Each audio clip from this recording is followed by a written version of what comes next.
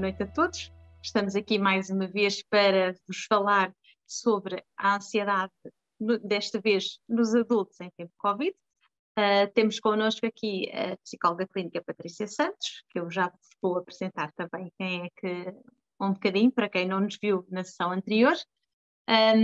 Eu sou a Armanda Rodrigues, sou fundadora e sou fisioterapeuta na empresa Palavras Táteis. Esta temática é uma das temáticas que nos assombram um bocadinho dia a dia, porque todos os utentes falam nas situações Covid, do que é que se passa com o Covid, quando é que acaba o Covid, de maneira que acho que foi muito importante criarmos aqui o objetivo de dar resposta a esta problemática evidente e iminente da sociedade como consequência da pandemia. Nós estamos muito ligados à saúde física, mas a saúde mental atualmente também está em risco. É uma coisa que me preocupa muito, porque durante 18 anos trabalhei com patologia mental, acabando por tirar mesmo uma pós-graduação nessa área, e de maneira que acho que é muito importante, sobretudo nesta época de pandemia, nos debruçarmos aqui sobre esta problemática e falarmos um bocadinho aqui abertamente para todos os que nos queiram ouvir, que possam usufruir daquilo que vamos aqui falar também e ao mesmo tempo também, como falámos na live anterior, para aqueles que também não têm recursos para poder pagar assiduamente consultas, possam aqui ficar com algumas dicas de algumas coisas que os possam ajudar. Em suma, na sessão passada falámos um bocadinho do que é que mudou nas nossas vidas e o que é que mudou no dia-a-dia que levou a este estado de ansiedade geral da população, seja dos mais novos, seja dos mais velhos, e hoje efetivamente vamos falar um bocadinho dessa problemática apenas nos adultos. No próximo dia 23, à mesma hora, estaremos cá para falar dos fatores de ansiedade em tempos de Covid, mas nas crianças e nos adolescentes. Mais tarde, no dia 14, vamos ter um workshop em que iremos fazer aqui um manual para pais em tempos de Covid e que tanto vos fará falta para ultrapassar algumas situações mais delicadas que poderão ter. Já me apresentei a mim e agora vou pedir à Patrícia que se apresente para quem não nos seguiu na live anterior. Olá, Patrícia, boa noite. Olá, Armanda, boa noite a todos os que nos estão a acompanhar. Para quem não estava na sessão anterior, o meu nome é Patrícia Santos, sou psicóloga clínica há 13 anos, com mestrado em Psicologia Clínica, Psicoterapia e aconselhamento da criança, do jovem, do adulto e do idoso, e tenho uma vasta experiência em prática clínica, sobretudo nas temáticas de depressão e ansiedade nos adultos e nas crianças os problemas de comportamento. É assim basicamente as temáticas maiores que eu trabalho e que acabei por me especializar.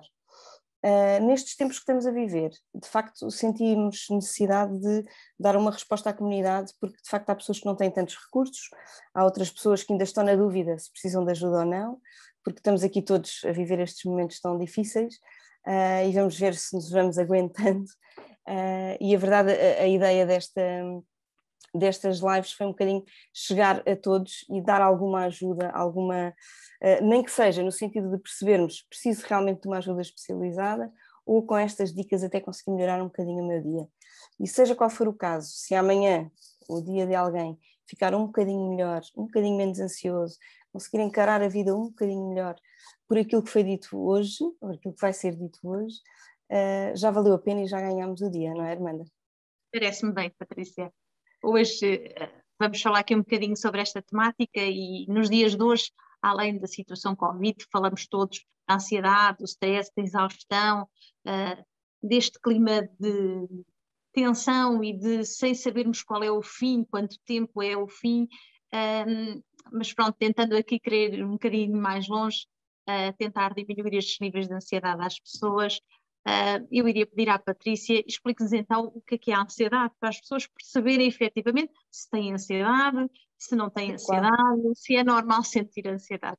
Tal e qual, acho que é uma boa forma de começar, que é primeiro perceber o que é a ansiedade, não é? Porque nós, para controlarmos a nossa ansiedade, temos que conhecer e reconhecer em nós se ela está a existir e como é que ela se está a comportar, quais são os sintomas, vamos ver isso tudo hoje. E a ansiedade é um problema muito comum hoje em dia, não é? É um problema que tem origens e intensidades diferentes, sintomas diferentes a cada pessoa, mas há uma coisa que é certa, nesta altura estamos todos, uns mais, outros menos, mas estamos todos com alguns níveis de ansiedade um bocadinho maiores do que tínhamos antes do Covid, porque os tempos que estamos a viver de incerteza, de perdas de liberdade, perdas de emprego, as questões sociais que isto traz, as questões familiares, tudo isto inevitavelmente vai mexer com a nossa ansiedade, vai mexer com o nosso, na gíria que nós falamos, o stress, não é? E de facto todos nós estamos um bocadinho mais estressados, mais irritados, menos tolerantes, não é? Porque não tínhamos tantas reservas, não tínhamos tantas ferramentas para lidar com isto. Nós, se há 2 anos atrás imaginássemos que íamos passar por isto, diríamos, não, nem pensar, isto só nos filmes e coisa horrível de acontecer. E estamos cá, estamos a viver e estamos a sobreviver a isto.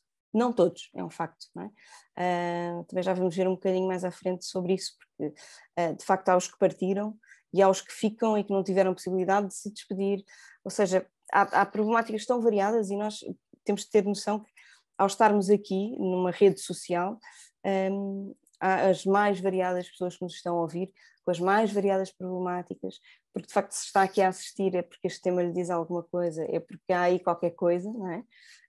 E só isso já é indicador de que eu sinto que se calhar preciso de ouvir coisas sobre a ansiedade, preciso de ouvir como é que eu posso melhorar o meu dia-a-dia e portanto fica aí que nós vamos tentar pelo menos acabar esta sessão e que as pessoas se sintam ligeiramente melhores, ok?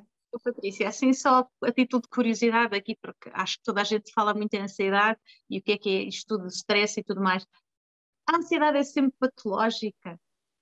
Ou há uns níveis de ansiedade normais? Porque às vezes, quando se fala em ansiedade, pomos logo um rótulo, estamos com um problema muito grave. Mas, embora estejamos com um problema social e em termos de doença grave, que é a pandemia, podemos considerar que há níveis de ansiedade normais? E ainda bem que coloca essa pergunta, e essa pergunta é extraordinária, porque é suposto nós, perante uma situação mais grave, ou uma situação que não estamos à espera, uma situação que desperta em nós aqui algum estado de alerta, não é? Alguma preocupação, se nós não sentirmos uma ansiedade, um medo do que é que vai acontecer, nós vamos negligenciar a nossa resposta ao que está a acontecer. Ou seja, os níveis de ansiedade, quando falamos níveis de ansiedade baixo, são protetores. Ou seja, é como o medo. O medo é protetor e ainda bem que nós sentimos medo. Não é uma sensação boa, mas ainda bem que ela existe, porque se eu não tiver medo de ser atropelada, eu não vou olhar para um lado e para o outro da estrada, não é? Portanto, o medo é muito importante. Agora, se o medo me fizer não sair de casa, aí ele já não está a ser protetor, aí é prejudicial. A ansiedade é a mesma coisa. Se eu tiver uma ansiedade que coloca-me em estado de alerta, que me põe a pensar, que me põe a adotar medidas protetoras para mim, a ser cuidadosa, essa ansiedade é protetora, é positiva. Se a ansiedade bloqueia, se a ansiedade faz com que me limite o meu bem-estar, aí ela já não é protetora. Não é? Portanto, depende mesmo da intensidade com que sentimos, não é? Se ela toma conta de nós ou não. Por exemplo, se nós passarmos uma noite em claro, porque temos um problema qualquer para resolver, passei uma noite em claro a pensar qual era a solução que eu tinha para aquele problema, cheguei à solução, no dia a seguir apliquei a solução, ok, assunto arrumado ou assunto encaminhado, está tudo certo, perdemos só uma noite, com todas as consequências disso, mas perdemos só uma noite. Agora, se eu não dormir há uma semana a pensar no problema e não na solução, e a pensar que não há solução, e depois à noite todos os problemas atingem um grau gigantesco, não é? Porque está tudo, não há tanta distração, a noite não é boa conselheira. Aliás, quando vamos para a cama é proibido pensar em problemas. Os problemas são de manhã. Se nós entendermos que, ok, mas eu não vou conseguir parar de pensar nisto, então eu vou escrever uma lista de o que é que eu amanhã vou pensar. Comprometo-me que amanhã, quando eu acordar, vou pensar nisto. Agora à noite, não. É proibido, porque não nos vai trazer soluções, só nos vai gastar mais energia, vamos acordar mais cansados e vamos ter menos recursos no dia a seguir para aplicar e para resolver o que houver para resolver. Não é? Portanto, os níveis altos e constantes de ansiedade podem condicionar a nossa resposta e depois não termos respostas efetivas e positivas para aquilo que estamos a enfrentar. Nesta altura, quem já sofria de ansiedade está a sofrer muito mais, estaria mais vulnerável, ainda que quem estava a ter acompanhamento psicológico se calhar já tem algumas ferramentas e vai conseguindo minimizar algum impacto, mas há pessoas que nunca sentiram ansiedade, que isto é uma novidade e têm zero ferramentas para lidar com isto. Não é? E, portanto, por isso é que nós estamos aqui para ajudar a reconhecer estes sintomas, não é? E percebermos se estamos mesmo com ansiedade e como é que nós podemos controlar. Sim, Armanda. E neste clima todo que nós vivemos e com as informações todas que temos, e ainda esta semana foram vários os artigos que saíram sobre o grave problema que temos em termos de saúde mental, há pessoas em grande sofrimento psicológico, não é? Sim, sim. Então, o que a pandemia trouxe, a pandemia e o confinamento, eu gosto de dividir as duas coisas, porque para mim a pandemia é uma questão de saúde, não é? E o confinamento é uma questão mais social, não é? E de familiar, e tudo isto tem um impacto gigantesco no nosso dia a dia. E está a provocar sofrimento psicológico, e de facto, e as pessoas não estavam preparadas para isto. A questão é que isto invadiu as nossas vidas sem pedir licença, não é? E nós não estávamos preparados, não tínhamos as ferramentas, estamos um bocadinho vamos apagando fogos à nossa volta, não é? E de facto temos a questão do luto pela perda das pessoas que amamos, e isso é uma questão que, quando a pandemia acabar, nós ainda vamos continuar com vestígios dos efeitos da pandemia nas nossas vidas, porque houve muita gente que não se conseguiu despedir dos seus entes queridos. Houve muita gente... A maioria das pessoas irá fazer um luto que não é o comum, não é? É um luto de quem não se viu, de quem não se... Há um sentimento que não se conseguiu acompanhar as pessoas, a maior parte delas, não é? O trauma das pessoas que foram para um hospital e que tiveram dias a fio sem saber notícias delas, não é? E pensar neste sofrimento dos nossos entes queridos é muito complicado fazer este luto, não é? E estão aqui reunidas todas as condições para termos lutos patológicos, ou seja, as pessoas não conseguirem ultrapassar tão facilmente, nunca é fácil ultrapassar Claro. a perda de alguém, não é? Mas existem as várias fases do luto, e para conseguirmos fazer um luto funcional, um luto que obviamente que fica a mágoa, fica a tristeza, mas a nossa vida continua, não é? Mas nesta situação, o que nós entendemos por fazer o luto passa muito, porque nós sempre fomos habituados, e faz parte da nossa cultura, da nossa sociedade, tem que haver uma despedida, não é? Tem que haver o velório, tem que haver o funeral, parecendo que não, são rituais que são importantes para a pessoa conseguir interiorizar o que aconteceu, não é? Eu vejo... Ainda há pouco tinha um jovem e a situação por ser um jovem é que eu acho que é mais tocante, que me diz: o meu vovô faleceu, está bem que ele tinha 93 anos, eu nunca gostei de funerais, mas eu não consigo conceber que o perdi porque eu não o vi. Tal e qual, tal e qual. As pessoas não conseguem É. materializar esse acontecimento, porque não viram. Depois ainda ou seja, isso ajudaria a fazermos o luto, ajudaria a termos o que nós chamamos de insight, não é? Que é, ok, eu percebi que isto aconteceu, isto está aqui, está a acontecer, estou a ver, e nós também estamos preparados, culturalmente e socialmente, estamos preparados para que é assim. Quando alguém morre, nós vamos para um velório, ou vamos para um funeral, ou podemos não ir se optarmos por não ir, mas isso é uma opção nossa, mas faz parte desse ritual. E não haver este ritual, ficou ali qualquer coisa por fazer, ficou uma despedida por fazer. E é irreversível, nós não conseguimos voltar a fazê-lo. E, portanto, isto vai criar aqui estes lutos patológicos, ou seja, vai ser muito mais difícil suportar e ultrapassar estas perdas. Há aqui uma outra coisa muito importante, que é, houve muita gente que morreu, como há bocadinho disse, Armanda, nos hospitais, que tiveram uma semana, duas, pronto, há os mais variados casos, e que não puderam ter direito a visitas, não é? E obviamente que isso custou às pessoas, não há dúvida nenhuma, mas as pessoas que partiram, e ok. Agora quem fica tem essa sensação, essa mágoa, e às vezes até vem a culpa de, mas eu não estava lá, eu não pude ter uma palavra, eu não pude dar a mão, eu não pude ajudar. E isto tem um impacto na vida das pessoas que vai ser muito difícil de ultrapassar.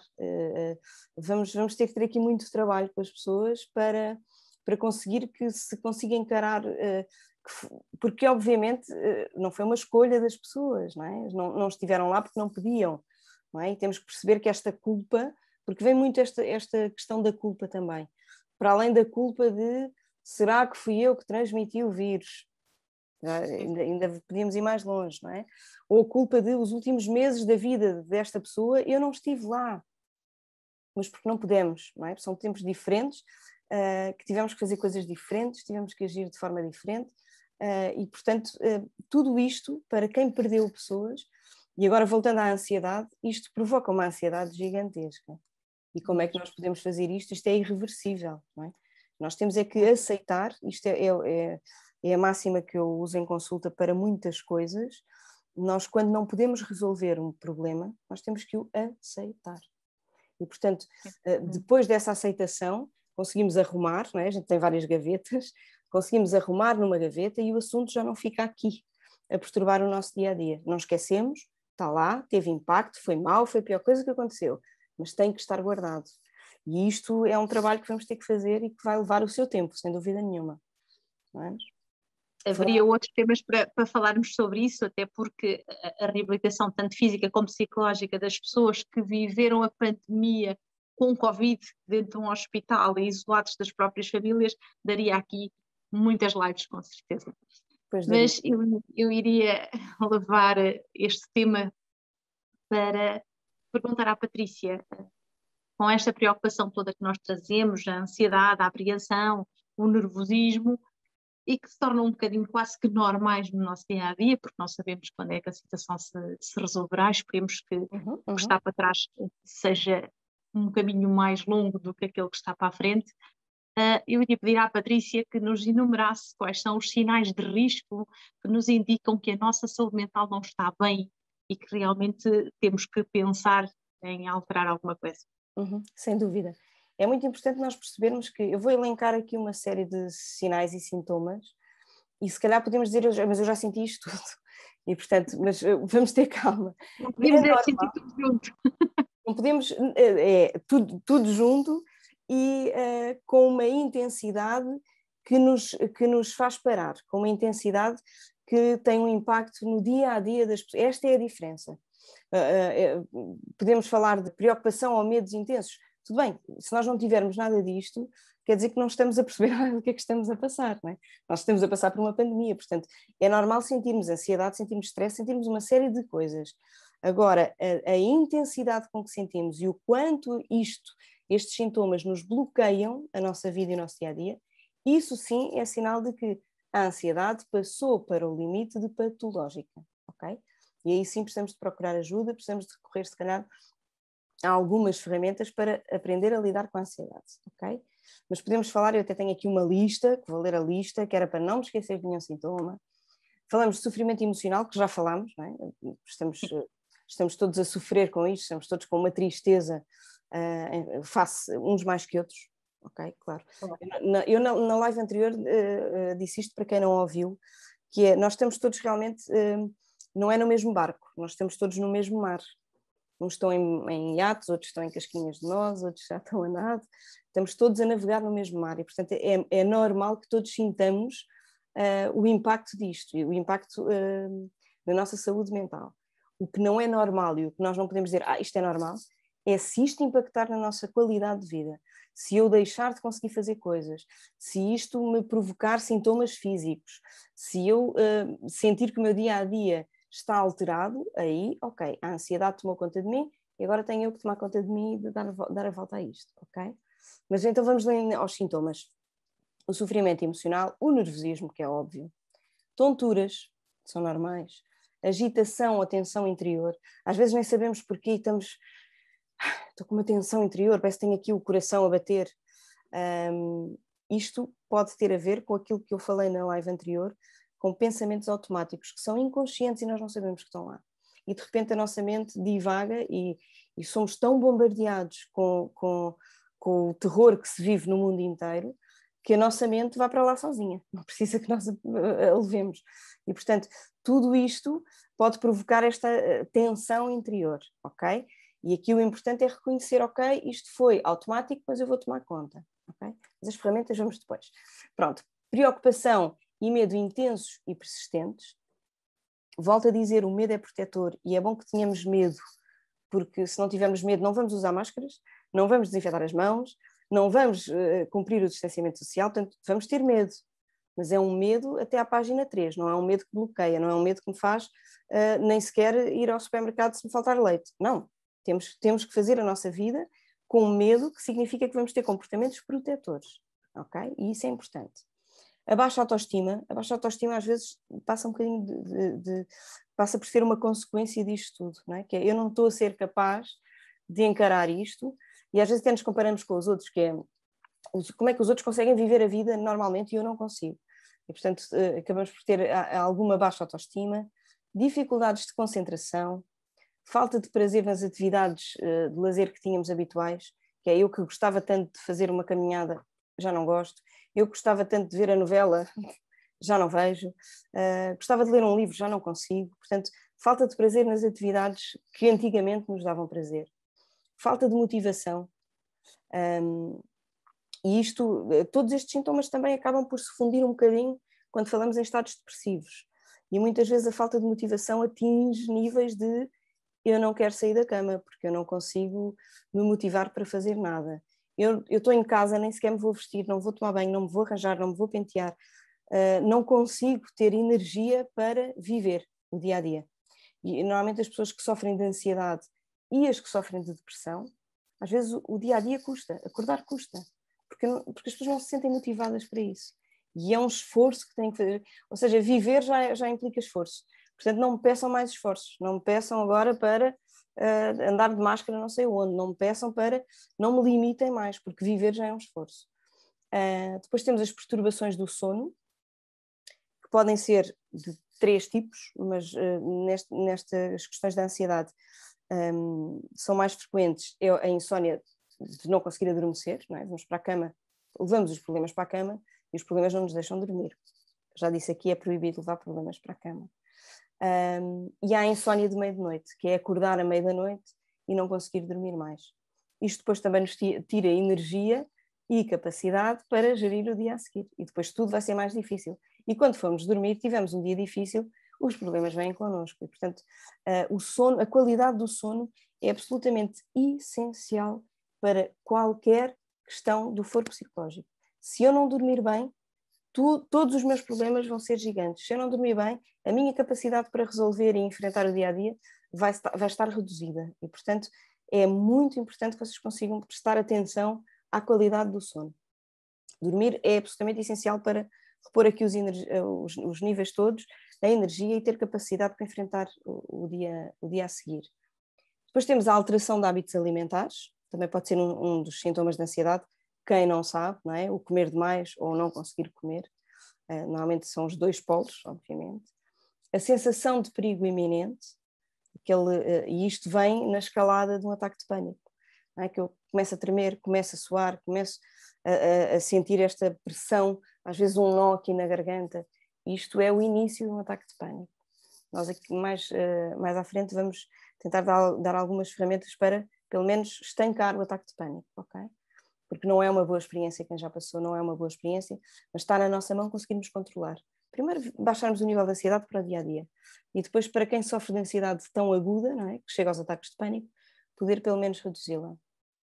Os sentimentos de desespero, evitar familiares ou amigos, e isolar-se. Quando eu digo isolar-se, hoje em dia temos que estar isolados, mas é isolar-se no sentido de nem vou telefonar, nem quero falar, nem consigo falar com ninguém. Isto é um sintoma de que a ansiedade tomou conta de nós e que já estamos a entrar num estado depressivo. O aumento da frequência cardíaca, como eu disse, não é? Os batimentos cardíacos, os tremores sem justa causa, suores, o calor excessivo, sensação de desmaio. Há muita sensação de desmaio, por isso é que as pessoas acham que há alguma coisa física que está a acontecer. Não é? Eu tenho o coração acelerado, tenho sensação de desmaio, tenho suores, tenho falta de ar. Caramba, tenho alguma coisa, vou para o hospital. E é bom ir na mesma, mas muitas vezes despistamos e percebemos isto é ansiedade e vamos lá com um ansiolítico. E depois vamos à consulta com um ansiolítico e a psicóloga diz, ok, nós temos é que mudar a forma como deixamos que o pensamento tome conta de nós. E aí conseguimos ter ferramentas para lidar contra esses pensamentos e conseguir controlar a ansiedade. Níveis altos de ansiedade também pode dar alguma vontade de consumir álcool em excesso. Quem diz álcool diz drogas, não é? Porque é um refúgio. Se calhar se eu recorrer a aditivos consigo pelo menos durante um tempo esquecer-me, mas sabemos que isso traz mais um problema, não vai resolver, muito pelo contrário, vai trazer mais um. E a agressividade, porque as pessoas mais ansiosas estão mais nervosas, estão mais irritadas, e nós hoje em dia estamos todos um bocadinho menos tolerantes, não é? Estamos todos um bocadinho mais irritados, fruto de todas as condicionantes que estamos a viver. Mas aqui, lá está, era o que eu estava a dizer, não é isto tudo, é sentir que eu tenho alguns destes sintomas de forma exagerada, de forma intensa, que prejudica o meu dia-a-dia. E aí sim temos que ter cuidado, porque este tipo de estado de ansiedade, para além de poder levar a ataques de pânico, condicionar o nosso bem-estar, pode levar a uma depressão. E, portanto, estamos cá hoje para falar destas questões que são tão importantes, da nossa saúde psicológica, não é? Para controlar e restabelecermos aqui níveis, pelo menos saudáveis, para conseguir enfrentar estas dificuldades um bocadinho mais, sendo um bocadinho mais capazes. Patrícia, o facto das pessoas estarem mais por casa, de terem menos rotinas, de se arranjarem menos, isso não é também um fator de diminuição da autoestima, o facto de não terem tantas rotinas, não terem que se arranjar para ir à rua, não poderá ser também aqui um dos fatores que está a agravar também esta situação? Uhum. É a falta de autoestima quando falamos nestas questões da ansiedade, pode ser causa e consequência, não é? Porque depois entramos aqui numa espiral de quanto pior eu me sinto, menos eu me vou arranjar, menos eu vou ser capaz, e portanto entramos aqui num ciclo vicioso que não conseguimos sair.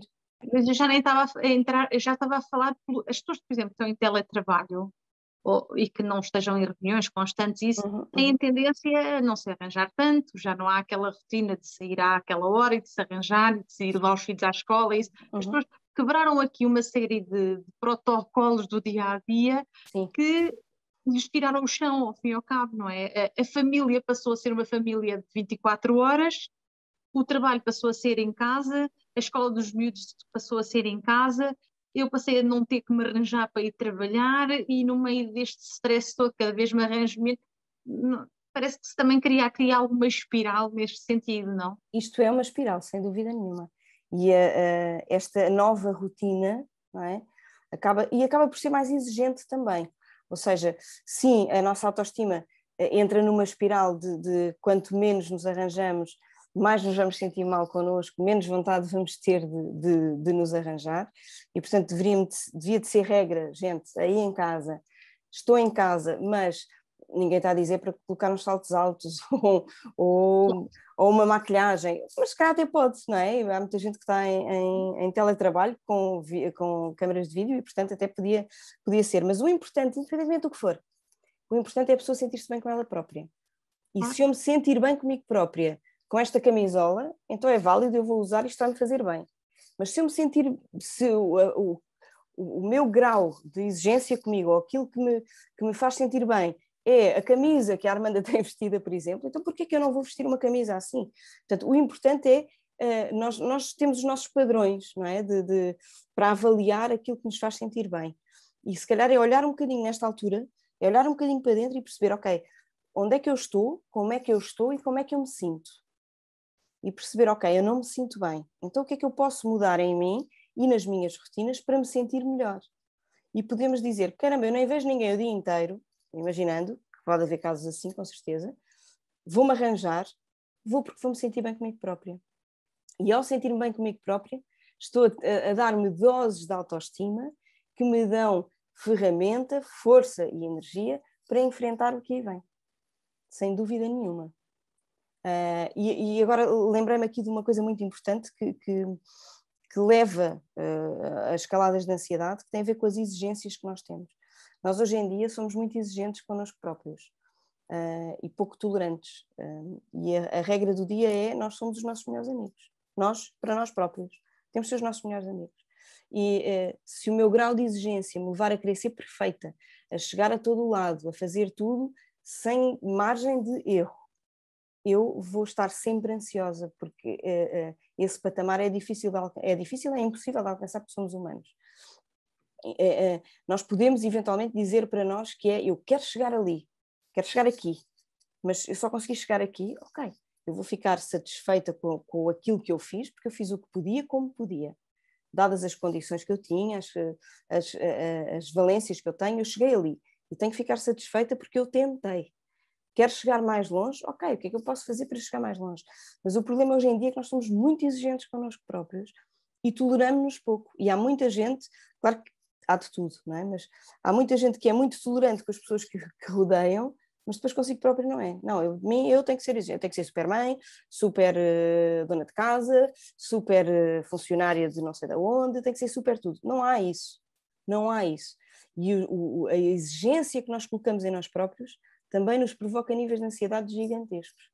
E se calhar uma das formas de diminuir os níveis de ansiedade também é diminuir o grau de exigência que temos connosco próprios. Não é desleixar, é o equilíbrio como tudo, gente. Tem que haver um equilíbrio, não é?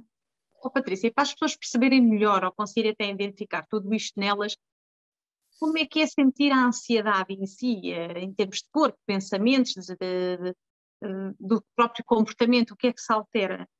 Nós temos, para todas as questões psicológicas, e até para nós crescermos enquanto seres humanos e gostarmos mais de nós, o importante é olharmos para dentro e estarmos muito atentos aos nossos sinais, estarmos muito atentos a quem eu sou, como é que eu reajo nesta situação, como é que eu faço isto.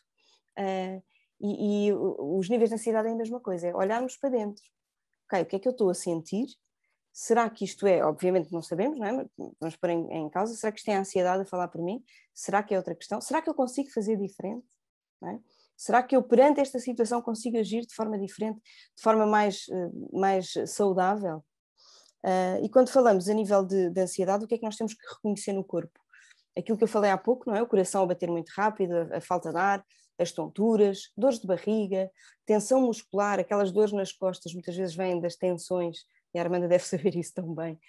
Andamos muito nervosos, andamos o tempo todo a 1000 a hora, andamos estressados com tudo, vem a dor de costas. Dores de cabeça, muitas vezes vêm das costas ou vêm de estarmos sempre a pensar nas coisas de forma catastrófica. Normalmente os pensamentos automáticos que temos são catastróficos. Eu bato muito nesta tecla porque a nível de ansiedade, o grande sucesso que eu tenho tido na solução e no baixar dos níveis de ansiedade passa por reconhecermos que temos pensamentos automáticos catastróficos. Ou seja, do nada eu fiquei muito nervosa, porquê? Ok, mas eu estava a pensar nisto, ok, o meu pensamento levou-me não sei para onde, então vou tomar conta dele. E é responder ao pensamento que estamos a ter que o mandamos embora. Nunca é não vale a pena pensar nisto, isso não é funcional. É o responder ao pensamento de forma eficaz, de ok, mas no que é que me ajuda eu pensar nisto? No que é que me prejudica eu pensar nisto? E normalmente vamos perceber que, ok, se houver aqui alguma ajuda, muito bem, tomamos nota do que pensamos, das soluções que encontramos, mas regra geral estes pensamentos só vêm mesmo atrapalhar a nossa vida.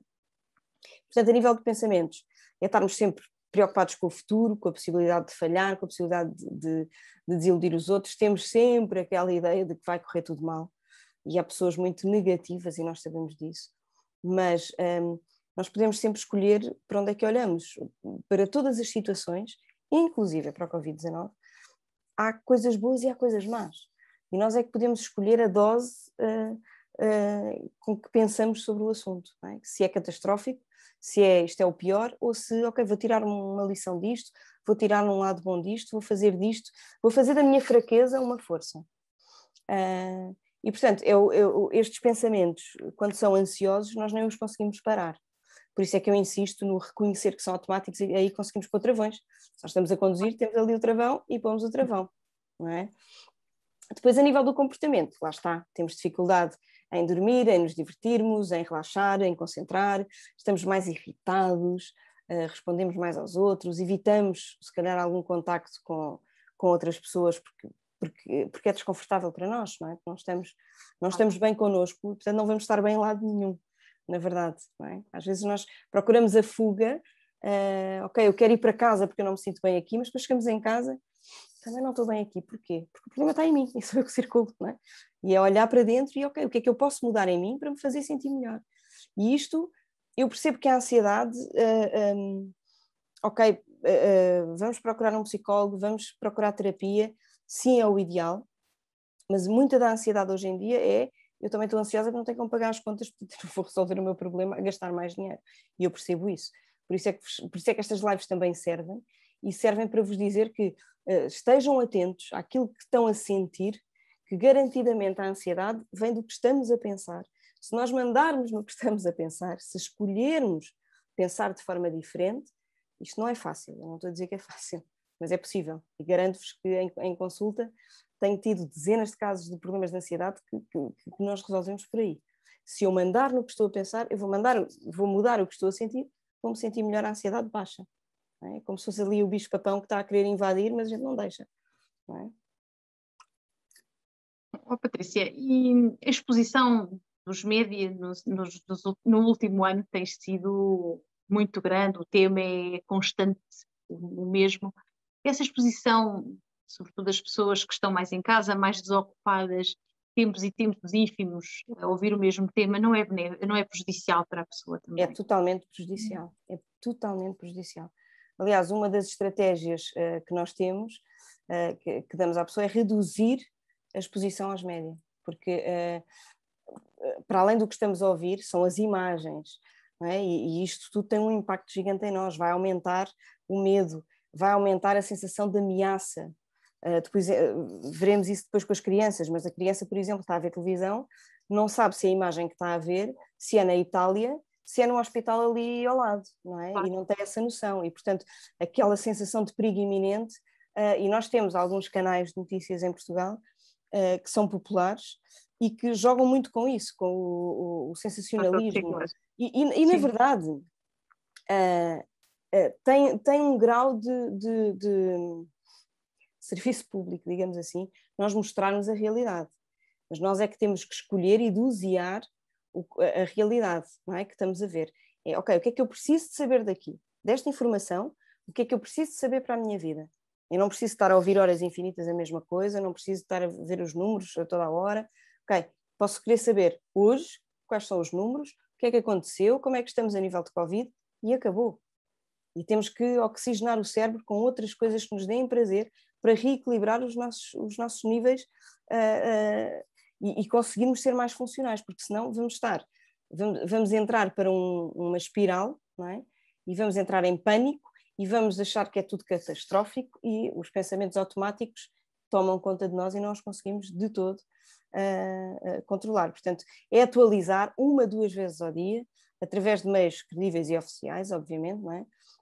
E é importante pensar também noutras coisas, obrigar-nos a pensar noutras coisas, obrigar-nos a fazer coisas que nos dão prazer e que gostamos.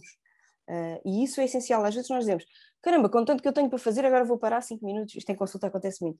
Está-me a dizer que eu tenho que, às vezes não é 5 minutos, até às vezes exagero um bocadinho. Tenho que tirar meia hora por dia para si.